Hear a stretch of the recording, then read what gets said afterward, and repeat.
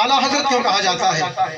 غوث اعظم کو حضرت، غریب نواز کو حضرت، تو پھر یہ بریلی کے احمد رضا کو اعلیٰ حضرت کیوں کہا جاتا ہے؟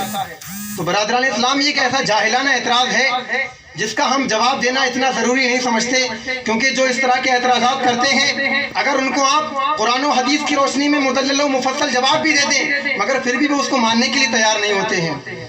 یہ علماء یہاں موجود ہیں، یہ جانتے ہیں کہ معافی ضمیر کی ادائیگی کے لیے الفاظ کا سہارا لیا جاتا ہے، اور الفاظ کسی نہ کسی حیثیت سے اپنے معنی پر دلالت کرتے ہیں، اور دلالتوں میں سب سے زیادہ اعتبار دلالت وضعیہ لفظیہ کا ہے کثرت استعمال کی وجہ سے۔ میں اپنی عوام سے تھوڑی ذرا معذرت چاہوں گا اور میں اہل منبر کی بالخصوص توجہ کا طالب ہوں۔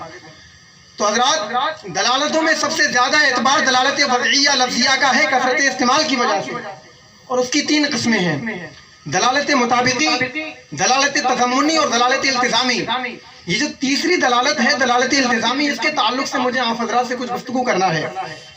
یعنی آج تک مناطق اس بات پر متفق ہیں کہ دلالت التزامی کے تحقق کے لیے جو شے درکار ہے وہ ہے دال اور مدلول میں علاقہ لزوم، یعنی جو لازم درکار ہے اس کو واضح ہونا چاہیے، بین ہونا چاہیے۔ جب کہا حاتم تو ذہن سخاوت کی اور چلا گیا، جب کہا خیر الرسل تو ذہن رحمت عالم کی طرف چلا گیا، جب کہا خلیفہ اول تو ذہن صدیق اکبر کی طرف چلا گیا، جب کہا شہید اعظم تو ذہن کربلا چلا گیا، جب کہا غوث اعظم تو ذہن بغداد چلا گیا، جب کہا خواجہ اعظم تو ذہن اجمیر چلا گیا۔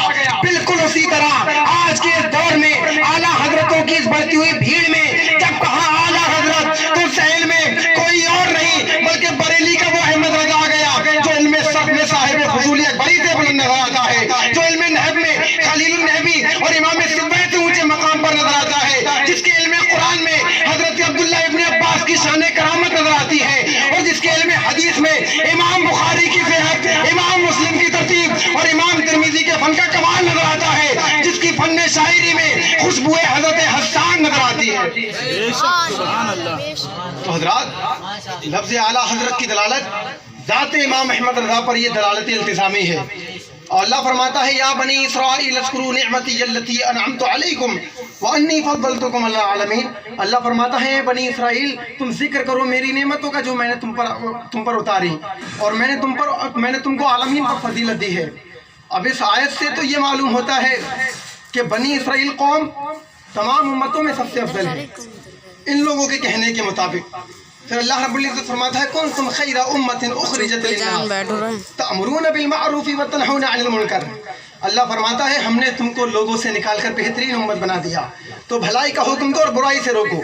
تو اب بظاہر ان دونوں آیتوں میں ان لوگوں کے مطابق تضاد نظر آتا ہے۔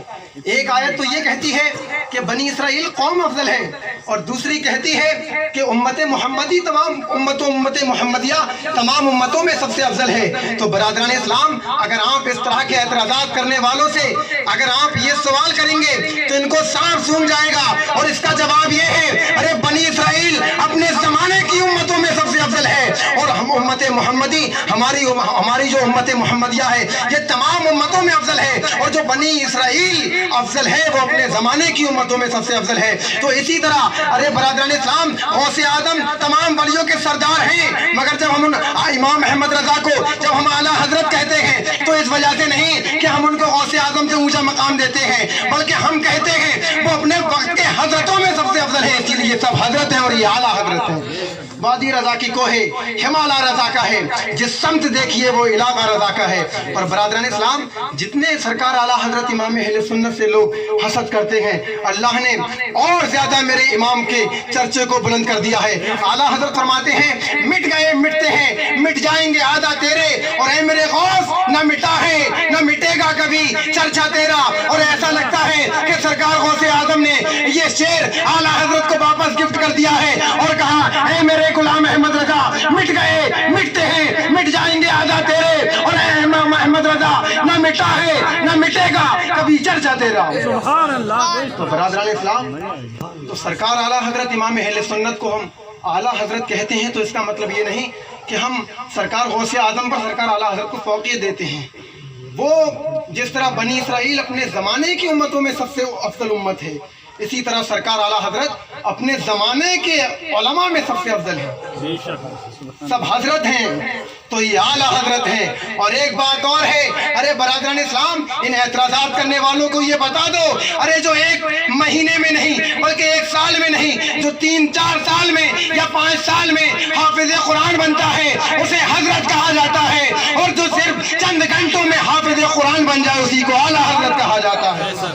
یعنی سرکار اعلیٰ حضرت کے بارے میں آیا ہے یہ، لیکن اس وقت کو اگر آپ نکالیں تو وہ کچھ گھنٹوں کا وقت بنتا ہے. یعنی اعلیٰ حضرت نے جو آپ نے سنا ہوگا علماء کرام کی زبانی کہ آپ نے 29 دن میں حفظ کیا تھا، ایسا نہیں کہ آپ پورے دن پڑھتے تھے.